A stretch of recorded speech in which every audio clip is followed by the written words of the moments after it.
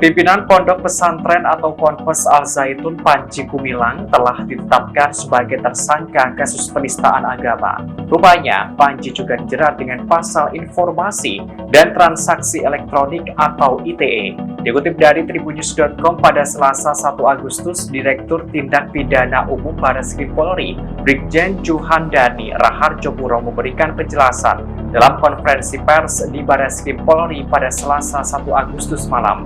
Penyidik Direktorat Tindak Pidana Umum Barreskrim Polri menjerat Panji Gumilang dengan pasal berlapis. Ia menyebutkan Panji Gumilang disangkakan pasal 14 ayat 1 Undang-Undang Nomor 1 Tahun 1946 tentang peraturan hukum pidana dengan ancaman 10 tahun penjara. Selain itu, pasal 45A ayat 2 junto pasal 28 ayat 2 Undang-Undang Nomor 19 Tahun 2016 tentang perubahan Undang-Undang Nomor 11 Tahun 2008 tentang ITE ancaman 6 tahun penjara dan pasal 196A KUHP tentang penodaan agama dengan ancaman 5 tahun penjara. Panji sendiri telah ditetapkan sebagai tersangka dalam kasus penistaan agama setelah diperiksa selama 4 jam di Barreskrim Polri. Brigjen Juhandani menerangkan penetapan tersangka pada Panji Gumilang dilakukan setelah polisi menggelar gelar perkara. Sebelumnya polisi sudah terlebih dahulu melakukan pemeriksaan pada Panji Gumilang dalam penyidikan tahap akhir.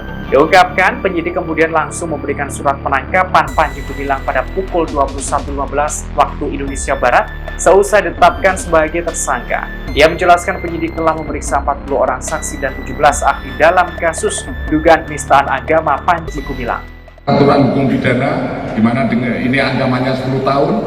Kemudian pasal 45A ayat 2 junto pasal 28 ayat 2 Undang-Undang Nomor 19 Tahun 2016 tentang perubahan dan Undang-Undang Nomor 11 Tahun 2008 tentang informasi dan transaksi elektronika dengan ancaman 6 tahun dan pasal 156A KUHP dengan ancaman 5 tahun.